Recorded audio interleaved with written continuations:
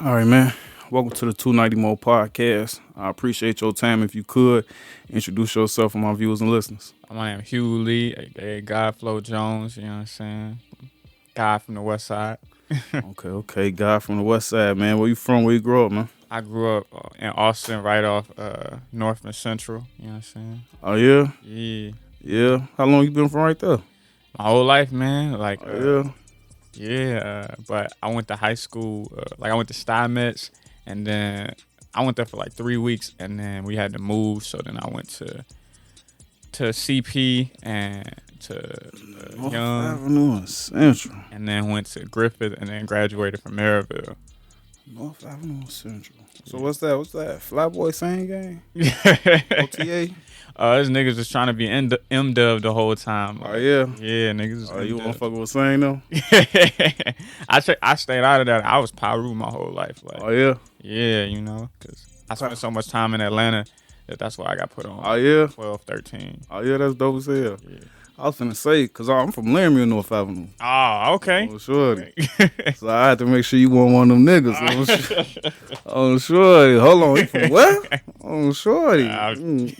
Start moving furniture around. Yeah. Moving furniture around this motherfucker, Joe. Oh, shorty. But no, man, that's what's up, man. I definitely fuck with the M Dub though, and shout out to Atlanta, man. So, Yeah. what's it like in Atlanta, man? I mean, I was a kid. I was only there for like a year and a half, 2 years, but it was the same thing. We was just in the hood, and all I really remember about it was like just doing crazy stuff. I was damn near always on probation, but I was always getting off of whatever I did because I was a straight A student, and so every time I went to court, they'd just be like, "Oh, you probably just hang around with the wrong people." Ooh. So it was cool, and then I got to a point where he was just like tired of seeing me, and he was just like, either you gonna go off to, I don't remember if it was camp or juvie, whatever it was, but it was like, I'm gonna say it was camp until you 18, or you just can't come back to Georgia till you 18. So I ended up moving back up here with my dad, and then stayed with him for like 8 months out in Schaumburg, and then ended up back on the west side with my grandma. Like, yeah. What was you doing for fun, man? What was your hobbies? What was your ambitions coming up, man? I thought I was going to NBA. I was trying to be a hooper. Me too. I thought I was going to say the NFL. I was trying to be a hooper. Oh, hell no. I was like, my freshman year of high school, I was like 4'6", about 80 pounds. I wasn't playing no football. Oh, yeah. Like, no, I was. You was barely playing basketball, goddammit. Hey, nobody could guard me. I was too short. Sure. You ain't getting down that low, you know what I'm saying? It was over. For sure. And, but yeah, I thought I was going to the NBA, but I was nowhere near good enough to go to the NBA. In my mind, I thought I was, though. That Chicago arrogance. For sure. You gotta have a little bit of that, man. You gotta have some of that, man. I thought I was the best thing to touch. I wasn't even that good, though. What just kind of transitioning to where we at now, you know what I'm saying? What role, you know what I'm saying, coming up did you take a hold to musically? Like, what was you listening to? What was being played in the crib? You know what I'm saying? My mom played a lot of DJ Quick, a lot of LL Cool J. You know, my bad, cut you off. LL, he used to be the GOAT, short. He used to be the GOAT. My mom loved that nigga. Short. Loved him, loved DJ Quick. So that was like all we really listened to in the house in terms of that, but then gospel and stuff like that. But then when I got older, my cousins and stuff, they started like, you know, if we sitting around, they rapping, we playing the game, they rapping and stuff, and they like, come on. I'm like, nah, I'm cool. I'm doing that shit. Like, on some shy shit. And I didn't start rapping till college. Like, yeah, I never rapped till college. So that's a late bloomer. So you personally, what was you listening to? Like, who was you listening to? Who was you looking up to coming up? I loved LL because that's what my mom had put me on to. And I remember I used to wear my hat down like over my eyes like LL. And you know, real LL, like Rock the Bells and yeah, man. I'm talking like can't live without my radio. You know what I'm saying? I need love. You know what I'm saying? Okay. Yeah. I'm bad. All that. Like, come on. Okay, for sure. Like, I had this little tape. It was like BET 100 greatest videos of all time or some shit like that. And I remember I used to always watch because I think number 32 was Michael Jackson's Smooth Criminal, but I would always have to get through number 33, and that was LL. He had I think it was Can't Live Without My Radio or something like that. So I always be like memorizing that, just hurry up and get to the Michael Jackson. But I was for sure Michael Jackson fanatic, like Michael Jackson 24/7 for me. You talking about, you know what I'm saying? I don't mean to get in your business, brother, man. You just talking about LL and Michael Jackson. How old is you, man? Man, I feel like I'm 196. You sound like it, man. Oh, I sure. my shorty used to say that shit. She'd be um, like I don't believe you really your age. I feel like you like 90 or something. I'm like, So it was a vampire talking about Michael Man. Jackson and LL. Oh, sure. MJ, man. I'm from an old family too, though. Yeah. Like all my first cousins and stuff. They not like 20 and 30 and stuff like that. My first cousins is like 57, 58.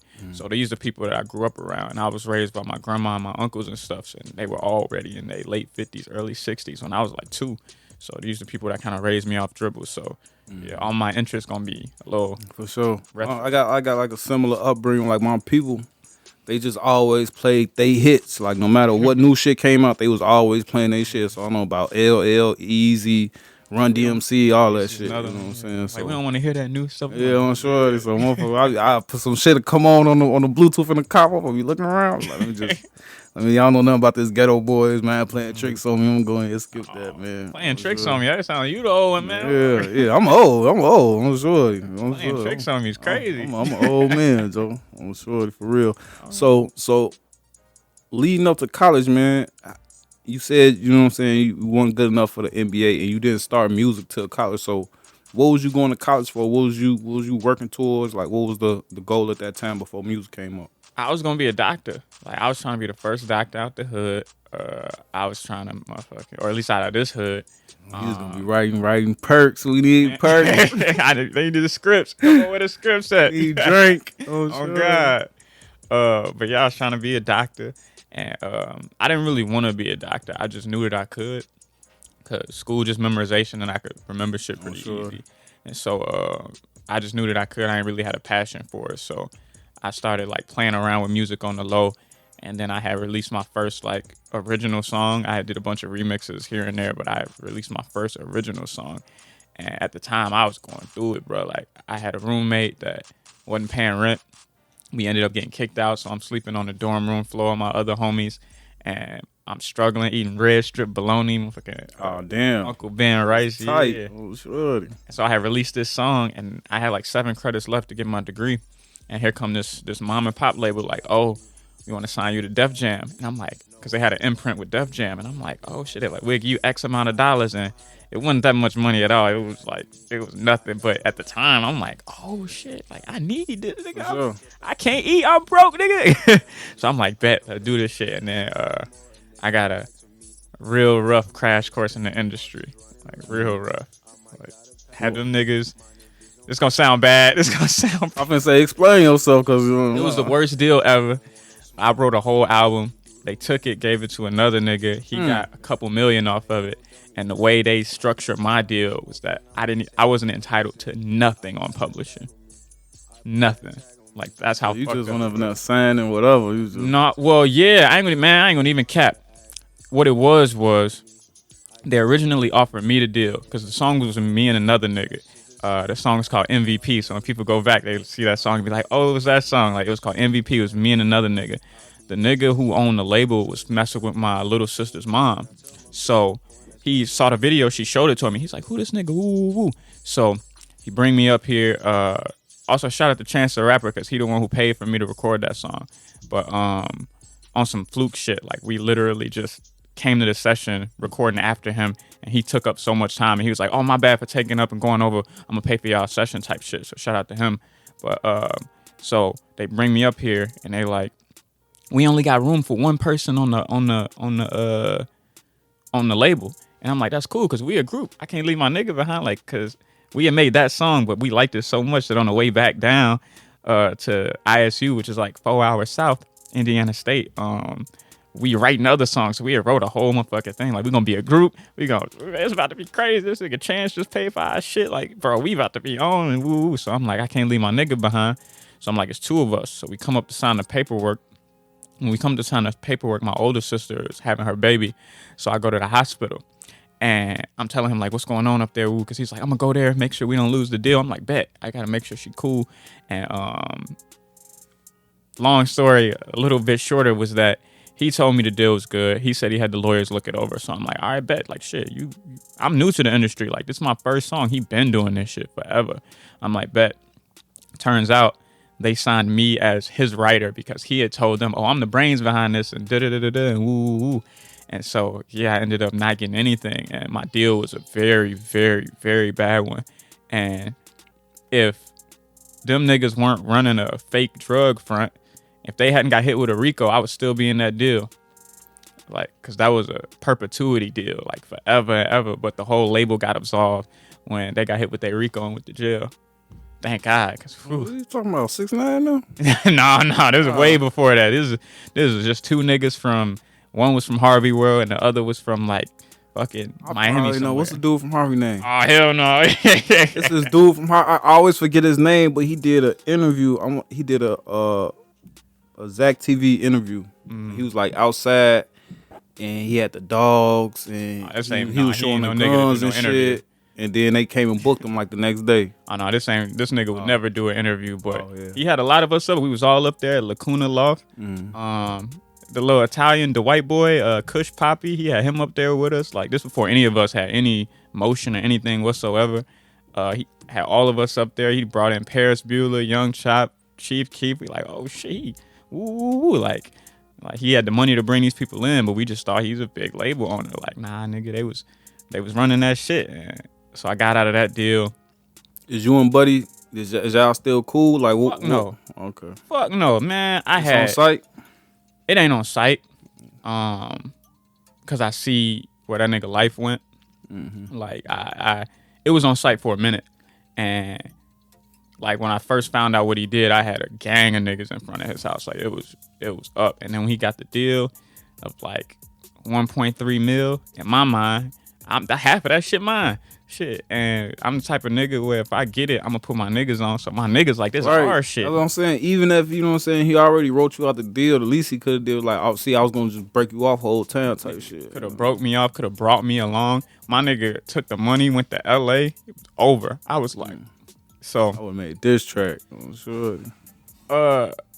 I'm glad I didn't though, cause the way I handled it, people really in the industry really respected that I kept it P.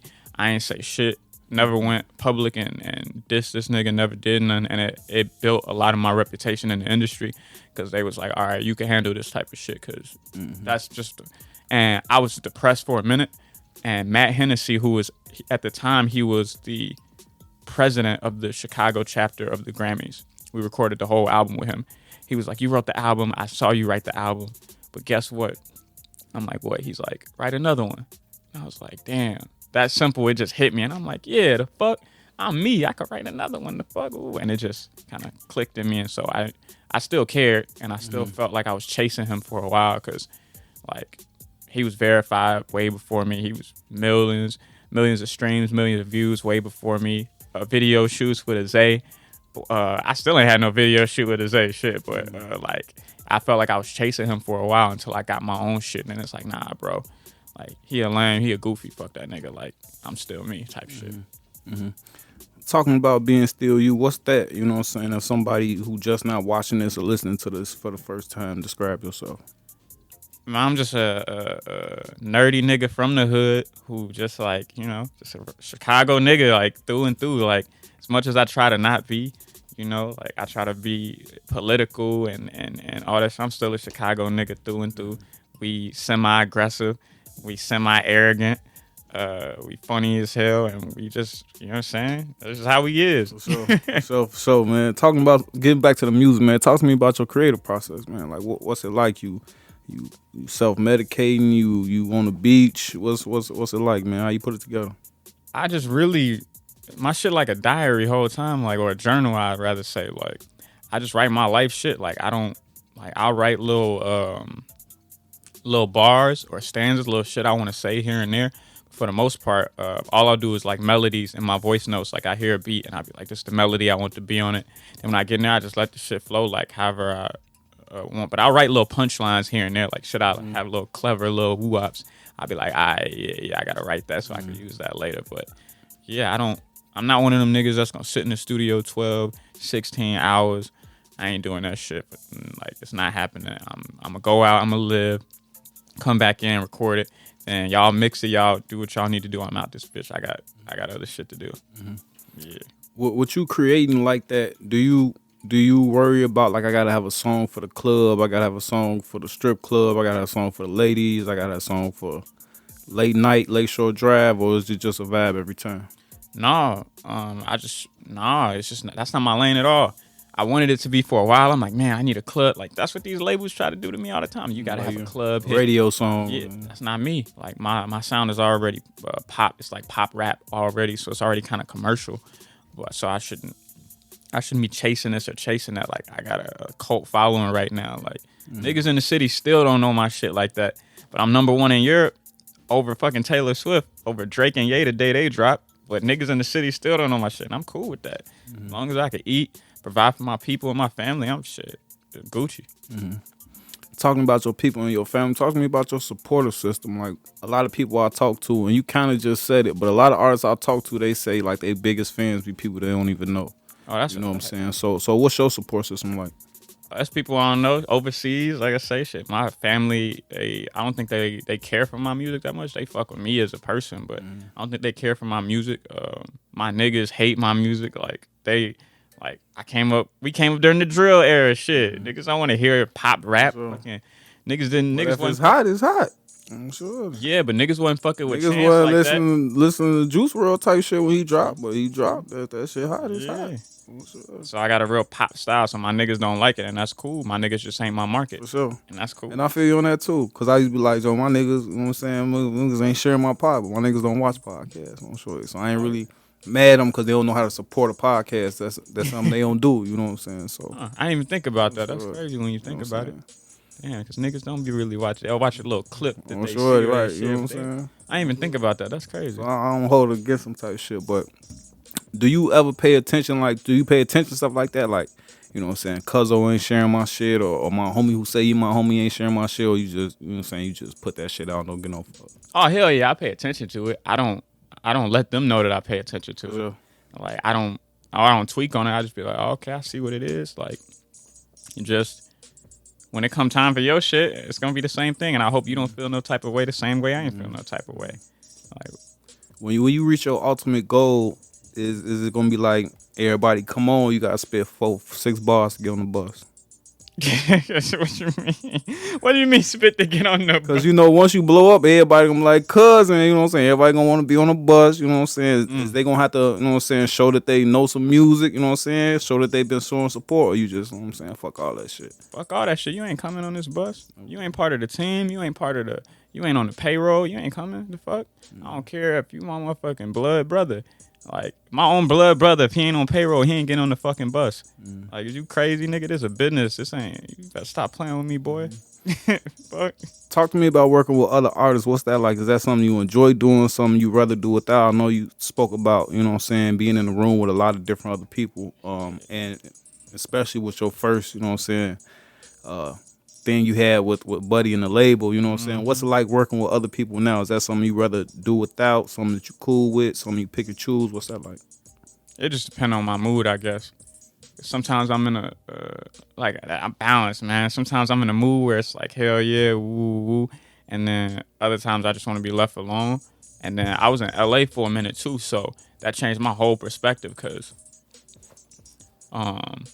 being in rooms with a lot of people, a lot of shit always went down. And so it kind of made me like already be paranoid as fuck around people. And so I got to take like 3, 4, 5 shots just to like calm my nerves. But then when you're in situations like that out there in an unknown world where shit always going down, and I ain't talking like no highly weird type of shit, but I mean like it's always politics, street politics going on where you always got to be on fucking go. Like, yeah, it just made me not really want to be around people in the studio. Like I don't want to have to carry around a gun all the time, man. If I'm by myself, I know I ain't got to worry about that shit. Joe. But I don't want to. That's the thing. I mean, I got you here, but I don't want to do that shit. It's like, fucked up, Joe. Like, yeah, I don't want to do that shit. Fucking. It's not even that. You know what I'm saying? me as a civilian, I feel like I need it just because ain't no telling. You know what I'm saying? Anything could happen, type shit. You know what I'm saying? So it's like, and that's as a civilian. You like more of a public figure. I'm behind. They can't see me. You know what I'm saying? They see you. You know what I'm saying? You do the music. You got the change. You know what I'm saying? Do you ever feel like you be worried that people know you that you don't know, type shit? Like when you, because you in Chicago. Is that Now something I that you? do. I didn't before. I didn't before a couple years ago. Cause I'm like, shit, I ain't big. Nobody know me here. And then uh, when my car got shot up, I was going to an interview, a little radio interview, like 7 p.m. Out on the 9, and I was waiting, and I'm supposed to go into the interview, and I won't say the nigga name, cause let's just say things happen later, but like I was calling Buddy like, yo, where you at? Let me in, like, nigga, woo, woo. And then I'm like, this shit is feeling real weird around this bitch, like something weird. So I go back to the car, and like while I'm in the car waiting, I turn the heat on because it's December, so it's motherfucking cold. And I'm in the car waiting. I hear poop, poop, poop, poop. And I'm like, what the fuck? Like niggas is blam in my car, like the whole side of my shit. I'm like, what the fuck? Like, I'm like, oh, nigga shoot my. I like pulled out that motherfucker. Like, I didn't even realize till I got on the highway. I didn't even turn my lights back on because I had turned my lights on because it was cold and I just wanted the heat on. I didn't want the lights to be on. Like, I didn't even have my lights on. I was just gone, and I was just like, all right, like I'm moving a little different now. Because at the time I was driving a Porsche, and that's already at the time, like 3 years ago, that's like not a So is it like setup type of shit? I feel like it was. And based on what I heard later, I'm pretty sure it was. Because I was talking to my cousin about it, and the way we was like, yeah, nah, bro, because that shit was too coincidental. Buddy, and then to this day, never heard from Buddy that was supposed to interview me. To this day. Hell yeah. And I was like, okay. And so, you know, Not even a damn where you at. Sure, nothing, yeah. nothing. And so, You know what's up. like I say, there was some Yeah, what's conversations that were had. And so, yeah. Talk to me about your peers, man, like the other people, you know what I'm saying, that do what you do, you know what I'm saying. What's your opinion on the music landscape that you're a part of? Man, I'm coming. I see these niggas. I respect what they doing. I think they're amazing. But I also I feel like rap was built on competition. And we ain't gotta compete to where it's like, I'm better than you. None of that. But no, it's like every second they listening to my shit is a second that they not listening to yours. And so because of that, it's like we competing. We competing for everybody's ears. We competing for everybody's eyes. So you niggas gotta know I'm coming. And if I was in y'all position, I would know that y'all was coming. And I know you niggas getting it. Like I see the niggas. I see Saba going crazy. I see fucking Chance. I see Dirt. Yeah, stopping on them on boys. Yeah, I see them niggas Fresh, doing their shit. them But on boys. yeah, and they amazing. I think Saba's fucking amazing. But I mean, he's still competition because the branding is similar. You from the same side of the city. You backpack rapper, and your shit cold as fuck. You lyrical as fuck, and you dope. Like you gotta know. He has to know every nigga in the same thing is coming for him. And it's not like They backpack with them real members though. Well, sure. exactly. Yeah, I'm just talking about the Fresh music. from the same neighborhood I'm from. Shout out to him because I know he was sitting down for a minute. Shout out to him. That shit hot. Yeah, I like that. So they doing their thing. So I like how Yeah. they was on wilding out and shit. You know what I'm saying? Definitely. Facts, I love facts. seeing Yeah. shit like that. And shout out to Mello because Mello done always showed the most love. When I was coming up trying to figure out my way, Saba always gave me good ass advice. I almost said a nigga real name on accident, but yeah, he always gave a nigga some real advice. Even when I was about to move to LA, he gave niggas real advice, and so yeah, I appreciate Buddy. Yes. That shit ain't my shit. Hold up. Okay, yeah, that ain't my shit. I was like, hey, that ain't my shit for a minute. Mama would have said something. My shit. I was like, damn. I thought that was my shit whole time, but yeah, but them niggas, it's just competition. Check on the car. Oh, nigga, not the check on the car. For sure. Hey, I got a Kia, shorty. Oh man,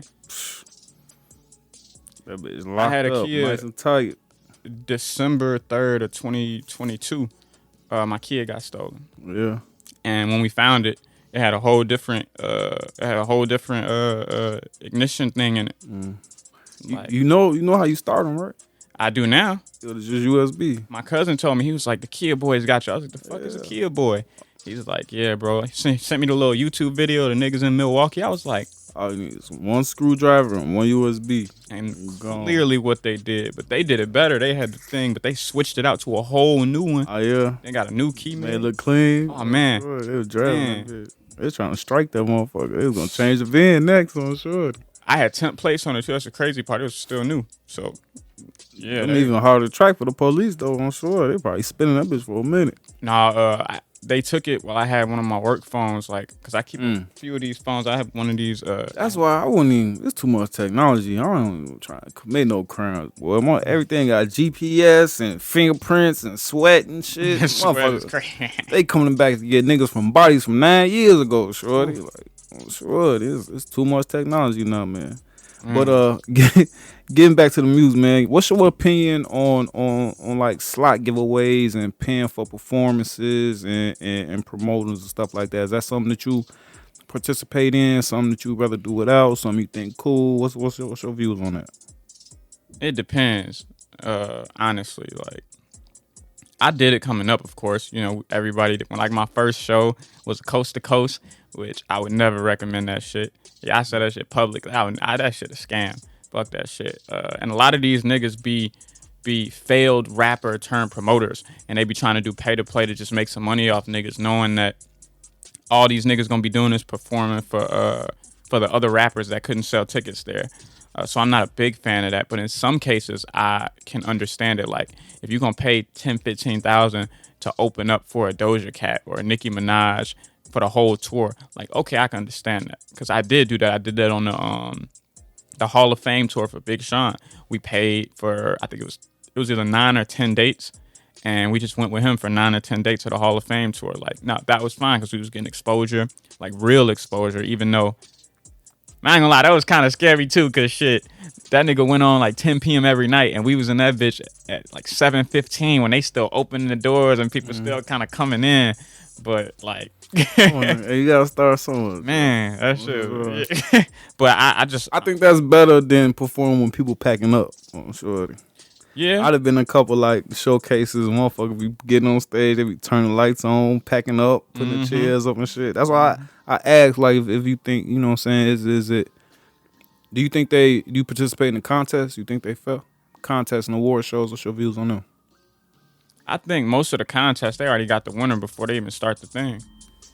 To be honest, but that's just me being pessimistic. I could be completely wrong, but I feel like, because if I'm gonna do a contest, if it's me and I got a bunch of artists under me, like say I'm doing a $10,000 contest or an artist contest, this could be my way to introduce my new artist and be like, oh, this the nigga that beat all of y'all out. And they be like, who the fuck? I need to see who this is, because they beat my shit. It's my way to introduce my new artist. So why the fuck would I pick one of y'all when I already got this nigga under my wing?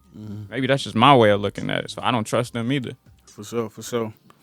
With you being from Chicago, coming up in the drill era, do you feel like, and it's, you know, it's not even necessarily the drill era. It's, to me, it's hip hop culture. But in your opinion, do you feel like rap beef is a part of hip hop? Fuck yeah. Hell yeah. We got some of the best music from beefs, even from secret beefs that niggas didn't even know about. Like, like shit that we to this day probably still don't know is a diss to somebody. Like, some of the best music ever came from beefs. I love that shit. It's a sport. Is that something that you participate in, or something that you stay out of? Because we already had a situation where you decided to be the bigger person. What's your views on it right now? Oh, no, I wasn't the bigger person. I just was like, fuck that nigga. Yeah. Somebody say your name now. What's gonna happen? It depends who it is. Niggas done said my name before, and I look at why you said my name. Because if you said my name just to get some clout, that's different. Like, bro, I'm not about to entertain that shit. But if we really got shit going on, then nah, it's you say my name because we really got some shit. And it's a couple niggas in the city that know what it is right now. Like, if one of them were to say my name, it's a whole different. Like, yeah, all right. Like, I'm gonna fucking embarrass you on the song. And then when I see you in person, I'm gonna fuck you up. For sure. That's just what it is. For sure, for sure. You talked about spending, dropping a bag on the Big Sean tour, man. Talk to me about some other ways you promote yourself as an artist, other ways you use to get your name and your brand out to people who may not know you. There's publicists, blogs, um, marketing, making sure I'm charting every time, making sure the blogs are posting the fact that I'm charting all the time. Radio, podcast, trying to leverage networking. Um, my publicist's really good too. She on point with it. Yeah, just all that stuff is like it's all of those things put together, and I think I finally got to a point where I realized I can't do just one of those things. I can't just pay for the blogs. I can't just pay for the promo on Spotify or Apple Music or whatever, as I have to do it all simultaneously. And now that I got that, it kind of getting a little more motion. With having that knowledge, do you put a budget behind songs and projects, or do you just do everyone individually, just seeing how the people respond to it? I used to do that, the individually thing, and it just didn't work. Then I got some people behind me that are smarter than me and been around longer than I have and told me, like, no, you need to budget it, but not just, oh, this is how much I want to spend. It's like, no, what do you want to get from this? And this is how much that's going to cost. And if this is what you want, take the time, because, you know, we artists, we want to rush that shit and put out. It's like, nah, you want to sit back for 3 years and save up X amount of dollars, then you got to do that. Ain't no, you can't put shit out and think, oh, it's like, no, you can sit back for 3 years and save that money. Cancel them subscriptions, the Apple Music, the Spotify, the Netflix, the Hulu. Cancel that shit. Stop eating McDonald's, my nigga. Fucking go get some food stamps. Go get some food sacrifice. stamps. Yeah, literally. Like, even to an extent where it was a point where, and niggas don't even notice because I never told niggas this ever. It was a point where I was like, my rent is $3 a month. I'm gonna sleep in my car and save that $3, like all those months. But I have my Planet Fitness membership, so I'm going to shower there. All my shit is in storage, so I'm going there every 3-4 days, switching out my clothes so that I could, you know what I'm saying, move and groove. Like, and my car is decent enough to where I got, like, you know, it ain't uncomfortable. So it's like, cool, I'm crashing this bitch. Like, niggas didn't even know, but I was saving that money that I would have been spending on rent and all that other shit, utilities, XYZ, and I'm just pocketing that because I know what this shit is gonna cost. I know what I need to spend for it, and I know I don't want to be looking back a year from now like, oh shit, if I had just like. For sure. Now you mentioned like canceling the subscriptions, the Hulu and the Netflix, man. But I gotta ask you this, for I can't let you leave without asking you this, man. You watch movies? Hell yeah. Who people say you look like? Miles Morales. I get Miles Morales a lot. You ever seen Coach Carter? Coach Carter. You ain't about to say buddy ass Tito or whatever the fuck his name. Tino Cruz. Tito Cruz. Yeah, you funny as hell. Oh, shorty. Oh, look just like his ass, right? He said Steph Curry before Steph Curry. Look at that. I will lay your ass out. Like, oh, shorty. But nah, man. I got a few more before I let you get up out of here, man. What's your favorite part about what you do, man? What's the favorite part out of all the things you do, from the podcast to the recording, studio, work with other people, tools? What's the favorite part? Just traveling, honestly. Like, just being able to get up and go, and I get to chill with people and just like, because I seen niggas let the shit go to their head, but when you just like, we all like, nigga, we all the same people at the end of the day, but you get to meet all these different people from all these different places, and you just like man, fucking, I'm from the Greens originally, like I'm from right there off Sedgwick for the first 5 years of my life until they tore ours down and we came out here. Like, coming from that, I don't really claim it because it's only 5 years, you know what I'm saying? But like, coming from those memories that I remember there, like I remember the fucking the wasn't no wall, it was the little gate on the fucking on the wall, like where you put your hands through. It's cold as fuck type shit. Coming from that, and like getting to go all around the world, being on podcasts in fucking London and Dominican Republic and fucking Japan, like. Damn. Like, my people ain't even go to fucking college. You don't be scared doing all that traveling, man? No, not no more. I don't like flying though, so I always I hate flying. I get drunk as shit before I fly. I don't like. I'm catching the flight right after this shit. No bad experiences on the road, you know what I'm saying? Because we hear about, you know what I'm saying, even, you know what I'm saying, we hear more about like Russia and stuff, like people getting stuck, or, you know, I even heard about some lady in Dubai. I'm sure that she couldn't pay for her rental. I'm sure they was held her ass for like 3 months. I'm sure she owed like $1,200 on rental. I'm sure. Sheesh. Well, thanks to Clubhouse and Instagram, I got some deep connections. Shout out to Al Hamid, Lieutenant Colonel of Dubai. That's my ace. I You know went to Dubai? I've been in Dubai all the time. It's like my second home. All the time. God. Yeah, I love Dubai, bro. Like, it's if you know the right people there, it's a man. It's like any city. You know the right people, you gonna have a good ass time. This nigga talking about like any city, nigga. Yeah, like any city, you know the right. 75% of the population drive sports cars. These niggas got pet lions and tigers. He talking about like any other place. That ain't even the good part, bro. The good part is when you start fucking like when you start mingling with the people that are really making the decisions, and you sitting there looking like, the fuck, like this what you niggas be doing? Like y'all, like it's different. It's different, and I like the fact that I'm always the brokest one wherever I go. I'm always the brokest one. I be looking around like, okay, that's the nigga that motherfucking, okay, that's the CEO of Google. Okay, oh shit, you the CEO of Turo. Oh, that's the founder of Turo too. Okay, oh okay, that's you. You own that crypto. Oh, okay. See, I would have been up there like, man, these people want $75 for a cheeseburger. Goddamn it! Oh, sure. Oh man, it's a place. It's a place near there, near like Switzerland, called Stein. Man, I was there with some people. I ain't gonna say their names, but nigga, fuck it. You can't even get a book bag for less than 10 bands.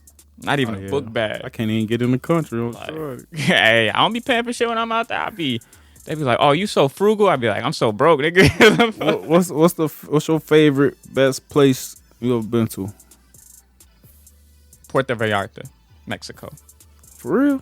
Yes. Cause it's fucking cheap as shit, and nigga, you can live like a king for 2 weeks for like a band, and I mean a king. You feeling safe down there? Yeah. Well, that part in particular, cause it's when COVID hit, a lot of people from here went there because it's so cheap. Look, I can just work from home job and live here, and like I said, you can live like a king for $1,000. You and your girl for a week. Like, and niggas be like, nah, bro, I'm gonna come down here, ball out, and just like, so it's mostly Americans and tourists, people from Canada, like tourists down there. I'll never forget, like in 2012, my OG, she was trying to go. She traveled a lot, like through travel agencies and shit. So she tried to like book a like Tijuana trip. They were like, Tijuana. we're not even booking trips right now because the cartel, they at war right now. Not so Tijuana, bro. Tijuana's crazy. We're not even booking them right now. Like, why she want to go to Tijuana? I don't know, shorty. This lady be everywhere, shorty.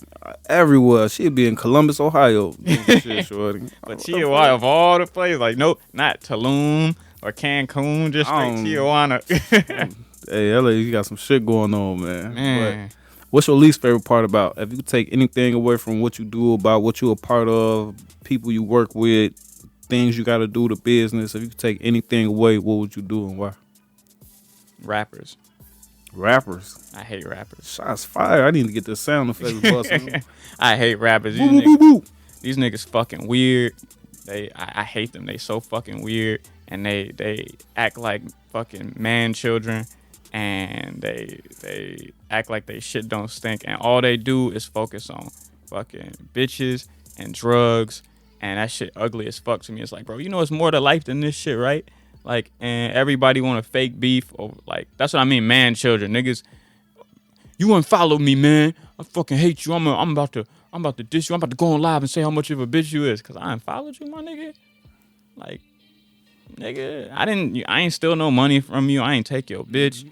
I ain't motherfucking. Even worse, you hurt their feelings. You know what Oh, sure. I hurt your feelings, my nigga. Unfollow, nigga. You got my number. Yeah, what is me following you? Bother all day about that shit, man. Or to be some underhanded shit, like say you doing your shit and I see you doing your shit, right?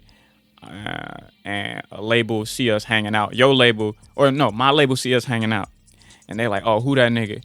I'm like, I'm threatened by you, so I'd be like, oh, he ain't shit. He playing around. He ain't taking it for us. Like, damn, nigga, you gonna fuck my bag up I'm on some sure. jealous shit? Petty as Weird hell. little shit like that. For sure. For sure. Yeah. What's the goal, man? What's the purpose? Why do you do this? Why do you know what I'm saying? You done mention, you know what I'm saying, the downfalls, you know what I'm saying, the tribulations, you know what I'm saying? Why do you come to podcast, still make music, still make moves? What's the purpose? What's the goal? It's still fun, man. And the second it ain't fun no more. And the second it's not therapeutic, more importantly, because I still get to tell my life story and still express myself, and people want to hear it. The second it ain't fun no more, and the second it ain't therapeutic no more, I'm gonna be like motherfucking Mark Wahlberg or Ice-T, where niggas look back 20 years like, you were a rapper? Mm-hmm. Like, I'm sure. you? Like, yeah, nigga, Marky Mark and the Funky Bunch, nigga. Ice-T, cop killer. Now this nigga play a cop every week. Crazy Like, as hell. that type of shit. Like, niggas ain't gonna see me no more. I'm gonna be out this bitch. For sure. When you create music, do you ever feel like do you ever care like what the response is, what the audience response is? Like, is you paying close attention to the analytics, like per view, you know what I'm saying? We already mentioned like how you know what I'm saying, the numbers in Europe and stuff like that. But are you paying attention like soon as you drop something what the response is, or Not really. Cause I feel like I always think about Russ and shit with him. And so I be like, even if it don't hit now, when one thing hit, everything else gonna hit. for sure? So You gotta I have don't that really catalog. trip too much. Yeah, I don't trip too much. I mean, obviously I want it to blow. Everybody, we all want it to blow, but Sure. I don't trip because I'm like, shit. Only time I do is when I'm mentioning something real specific to somebody, and I'll be like, man, I wonder how they gonna take that shit. Because I'm not gonna lie, I ain't gonna lie in my music. If anything else, I ain't gonna lie there. So I'll be like, I wonder how they gonna take that. How this girl gonna take it? How this nigga gonna take it? Like, but other than that, nah, fuck it. All right, man. You've been a lot of places, man. Seen a lot of things, man. Met a lot of people. Up to this point, what is your personal highlight? My personal highlight. If you can leave right now and live one night over that you did, what would it be? This gonna sound corny than a bitch. But it'd be the first night I flew out and hung out with my shorty. Where y'all fly to? I flew out to her. What y'all met like online or some shit? No, we met in person, but she didn't really talk to me in that moment because she was like, I saw shorty come through. She was looking motherfucking like a star. And I was like, oh shit, like who the fuck is this? And so I had saw her like a week and a half later on Instagram Live, and I had popped on her live, and yeah, we just kind of kicked it on the live, and then we FaceTime, Instagram video a few times, and then I had flew out to her city and shit, and yeah, that was I say I would relive that one because it was just. Can you say the city? What city was it like? I'm trying to set the mold. But what y'all say? It was Memphis. Okay. Memphis in May is busting. Yeah. It was August actually, but yeah, and like yeah, just that moment, it was just a pure moment, and it was like I always feel like shit is set up and shit is fucking. Like we plan so much shit out here, and like it was just a moment where it was like some real shit, and in this industry that's real hard to find. I'm sure. That's all, man. Memphis. So that's all. So, had you been to Memphis before? Once, but just for like an hour. So you was just cool going, cause every time like I done had guys like, oh, we finna do Memphis, man. I'm like, no, we can't, cause that's first 48 town. We can't if we ain't taking no pipes, we can't go. I'm sure. I think COVID kind of changed me though, cause during COVID, I was outside, bro. I was in Birmingham, Dallas, San Antonio, Atlanta. I was everywhere, so it was kind of just like all the places that were open anyway. Hell, I was even in Punta Cana for a little bit during COVID. So I was just like, okay, like I didn't have a problem going somewhere that I ain't know because I've been doing that all COVID. And so in this particular case, I was just like, okay, I'm gonna see what's to shorty, you know what I'm saying? And I had a good feeling about it. And yeah, it was just a pure moment. And sometimes even when you're going through like bad moments with your person or whatever, it's nice to like look back at the pure moments. And so I ain't saying I'm going through a bad moment, and I'm just saying Okay, like, so I'm saying she might be watching this. You know what I'm I saying? mean, shit. Yeah, shit. For sure, for sure. I meant what I said. Yeah, for sure. That was dope, man. That was dope, man. That was a nice shout out, man. So especially for the highlight, goddamn it, oh Hey, shorty, you damn, it'll be deserve. the first highlight I Oh, should. She be like, what? I be like, yeah. oh, shorty. So, man, before you get up out of here, man, let the people who may be listening or watching who never seen you before, let them know what they'll see if they look you up right now. What they gonna see, what they gonna find. Honesty, man, just pure honesty. Chicago mental health and business. That's like I stand by those three things, and just like my shit very expressive. It's like I wouldn't say emo pop rap, but it's pop rap. Just I found a way to make it seem positive, even though the it's very negative because where we come from, it's not a lot of positivity, unfortunately. You know what I'm saying? Okay. Real quick before we slide, let's touch on this Chicago mental health real quick. If you can expand on that real little bit. So one thing I've noticed going from city to city is like every city got a different feel. So like LA seems like a land of opportunity where you can make shit happen. And it's like you could grab money out the air. New York seemed like I gotta make shit happen because you have to. It just seems like that. And Atlanta just seems like kind of, or the South in general seem kind of family oriented, but like home, like you feel home.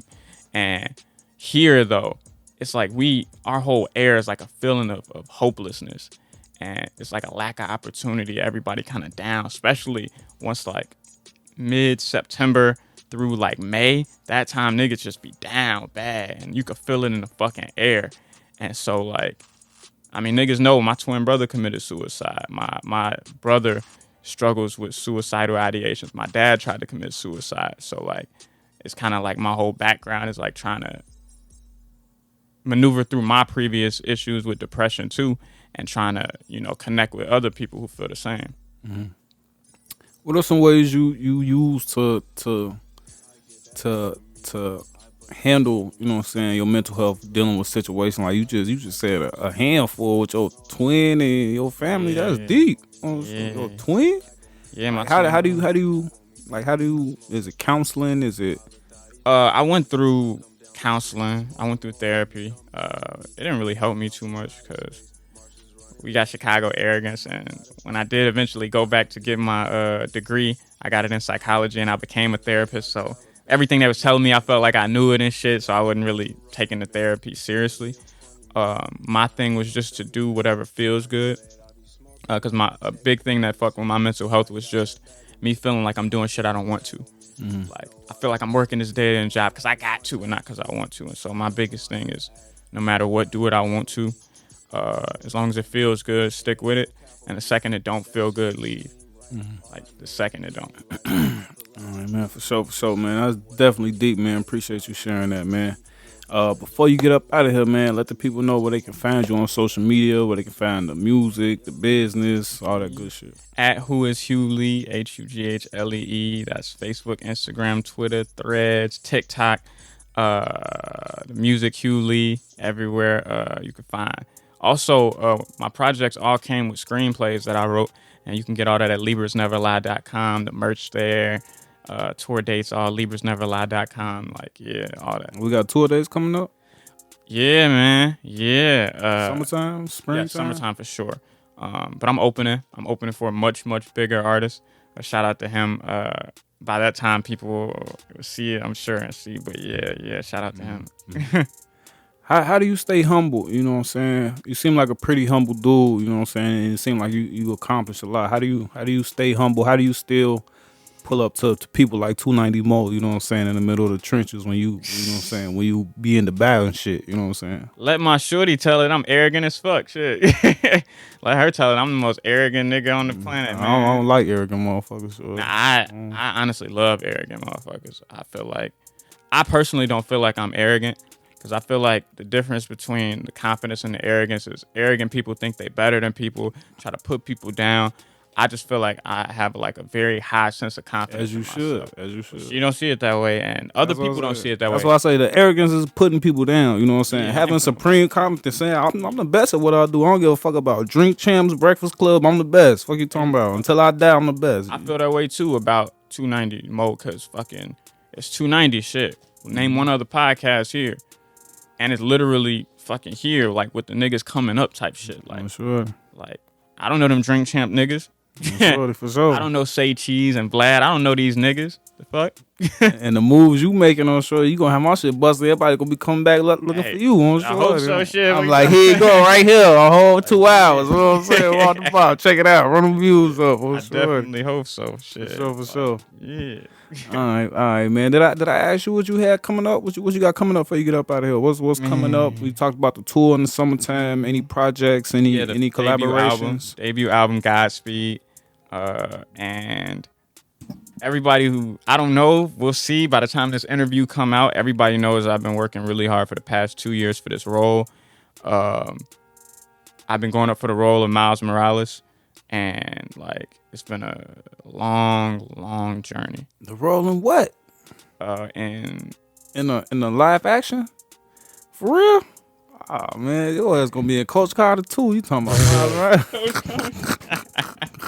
Old bouncing boogie talking about naps and shit. Oh shorty. But no, shorty, that's dope as hell, shorty. We gonna see. I'm trying, man. You play the games and shit? I used to, man, but I threw them away because it was taking so much of my Focus time. on music. Yeah, I had to, man. Like I had to because I didn't want to go outside. I'm sitting up here playing Assassin's Creed and shit. I don't want Call of Duty. I don't want to go outside. I don't want to be at these parties. Like, what I want to go to this party for? I'm gonna sit at home and play my game type shit. And so I had to get rid of it because it was like, if this is what I really plus, man, they changed shit up on me. It ain't just I gotta pay my Wi-Fi bill. Now I gotta pay my Wi-Fi bill. Gotta pay PlayStation Network subscription. Gotta get some V-Bucks. Like, goddamn, it's like, nah. I gotta, game $70 now. yeah, it's like, nah. Yeah. I gotta focus and really go after what I need. But once I accomplish everything I want to, then I don't think I'm a just be out here. I'm gonna be playing games and fucking all that shit again. For sure, man. I be feeling like that too. I be like, you know what I'm saying, I'm working out, play later type shit on sure. But God willing. For sure. God willing, for sure. Yeah. Motherfucker tree will fall on your ass, but you know what I'm saying? Go outside, slip on a banana peel. Motherfucker get hit in the head with a rock on sure. A rock is crazy. Oh sure. You know, that's how they first started killing motherfuckers, sure. Like, what the fuck? But no, man, I definitely appreciate your time, man. Enjoy the rest of your evening. I appreciate you having me, brother. Gang.